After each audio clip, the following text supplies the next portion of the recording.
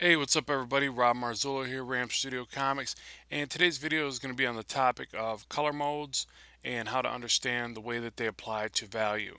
So let's go ahead and get started. We're using Adobe Photoshop CC, so hopefully this will apply to what you got, but this actually transcends from software to software, I've noticed, because I'll do the same thing in like Manga Studio. So all right, so what I got is I laid out these squares of value, and I just basically took 10%, dropped it in, copied it, added another 10% of grayscale until I got down to this darker, almost black tone here.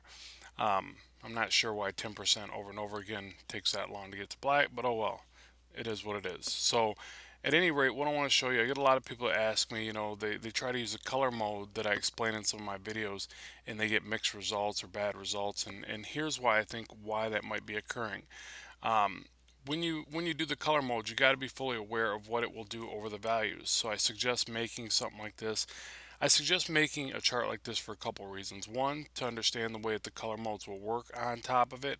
Two, you should try to create a painting where you put all these values in it. And I even looked at some of my work and I realized I'm not putting enough values in my work. So this will kind of be an experience for both of us. So now if I grab this blue here and I turn it on, I've got this on color mode. You can see it starts off very light, turns into kind of a lavender, more of a mid blue, starts to get to a royal blue, and then finally a nice, deep blue. And let's do that with each. So now we got the red over top, and this one's actually in screen mode. And I want to talk a little bit about that too. You see that's a more washed out look, but there's applications for that also. This is an overlay mode where it seems to overly darken by the time it gets to the end, but it gives you a nicer, richer, I guess deeper tone or whatever.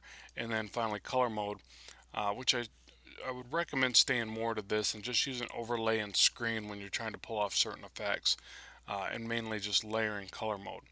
So you can see that's if your drawings or whatever are tend to stay more in the realm of, one sec here. Okay, tend to stay more in the realm of this, and I'm getting a bit of system lag there. Then of course when you apply your colors, you're going to be getting this more washed out area like here. So in that case, you just need to deepen your values or have a wider spectrum of your values. And I think that's what it really boils down to. Now, I'm going to go ahead and take well, I guess what I'll do, I want to show you one more thing about this. Like, all right, say you've got these, that's overlay, there's color. Oh, sorry. There we go. There's our color mode. Okay, now the beauty of doing this on a separate layer, a lot of guys I know paint right on top of it. The reason why I like doing it like this is it's a non-destructive approach. Now I can go back to this layer with my gray tones or my values, and say I want to work in the realm of, well, say I like this red here or whatever, and I'm going to draw something that has a major red base, which I generally wouldn't do that, but I want to show you how that now you can jump in here and you can paint with black and white, which I explain in a lot of the other videos if you need to check that out to see what I'm talking about. I usually drop my opacity down a good ways, that way I can slowly build up. This is just a regular hard round brush. So now I can paint with black and white in this area, and I can slowly build up the value, and I can interactively even see what it's doing to the color mode of the red. So I know exactly what I'm working with. I don't have to guess. The only thing about painting entirely in grayscale and then applying your color is if you're not confident or knowledgeable of your values and what they're going to do, then you're kind of guessing a little bit. So I almost uh, immediately drop a color mode over top so that I can see what I'm working with. And I can blend it and do what I got to do, or if I want the cell shading look, I can leave those lines, whatever. Um, so that's essentially how I would get um, that effect or whatever, and then work to the tones I need. Now, if I introduce white, it's going to start softening up real quick, but then the more I overlay it, it's going to get to the actual white, and I can get my nice highlight if I'm trying to do that. You pan back, and that's how I'm building up tone in that color mode. Okay, so that again, that's why I like keeping them separate for that reason. Now I'm going to show you kind of my gruesome skulls here. Let me take the, I guess I'll start with the red. Okay, so these are some skulls I digitally painted a little bit earlier in the year for a vehicle wrap I was doing. So these are all digitally painted in Photoshop, and this is kind of the muted, washed out look that I did. I did a couple versions to show you what the color mode does to it. So now, I applied red over top, which I wouldn't paint skulls red, but whatever. Um, you can see that it looks very blah. It doesn't have a punchy look. It looks okay here, but not great. Um, but now if I darken those tones dramatically, like here, I've got a lot more, you know, deeper tones, deeper black. So now the same red's going to look a little bit closer. It's still not, in my opinion, great or nothing, but it looks a lot better than this guy right there. That one just looks too, you know, flat or animated, or something about it's not as appealing to me as say this one. Now, it, if I wanted to punch that up, what I would do, for one, I wouldn't apply one solid layer over top like that. That's just for uh, the sake of showing you how to do this in this video. I would take that off, I would add another color mode layer, and I'll just do a real quick demo of how I would, color something like this real fast. Not going to be real in depth. I'd probably pick more of a, starting out like a off bone color. I'd turn the opacity way down and I'd use a soft brush. And the reason being for that is I can slowly build up the tone now. So I can kind of, softly add, in the areas that are more in the light, I'm going to, add more color there. Because I imagine, that as this image fades off into the darkness, the colors aren't going to be so vibrant and noticeable. So that's the way I'm going to paint it. So by using that soft brush with a very low setting, I can work up to that. You see when I first apply it, I'm at a 17% opacity. It's very light and almost unnoticeable. And then if I just put in a little bit more, I start to get a little bit more of that color. And the thing I like to do, you can paint over top of the same layer, but I actually like to add a couple layers, bit of a layer freak when it comes to this stuff. And then what I'll do is add like a little bit more tone. I don't know if I want to go into the yellowish gold. I'm bad with coloring, so this is something you just got to practice and get your own feel for. I'm on normal mode, ain't I? Yep, color mode.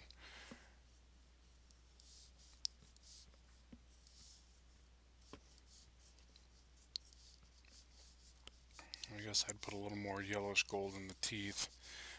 So, and I do it this way, I'm not going to use a ton of colors to do something like a skull, and I would probably stick more to all kinds of, earth tones and browns and yellows and golds or something like that, but, and then make sure to, keep them really muted for a shot like this. And then say I wanted to do, I don't know, say I wanted to, do the glowing red eyes or something, right? I can still now go back to my grayscale layer. I can go back to black and white. Um, I'll jump it to white. I'll jump the opacity up so I can do this a little bit faster. And I'll just do the, piercing dots in the eyes or whatever.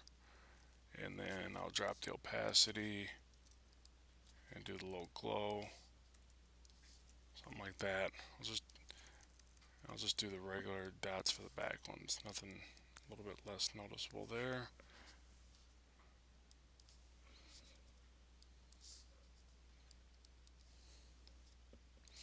Okay, so now I'll jump back to the color mode or add even one more or whatever, and I'll go to a, kind of a deep red.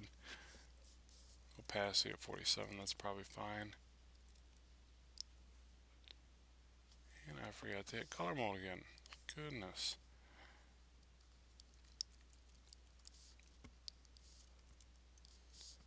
You see how it just affects just that area. And when it fades off to black, it's gone. And those ones up front are a little bit too much. So again, back there. And maybe I do, I could try something else, or maybe I blend it in. Try to make it look a little more creepy.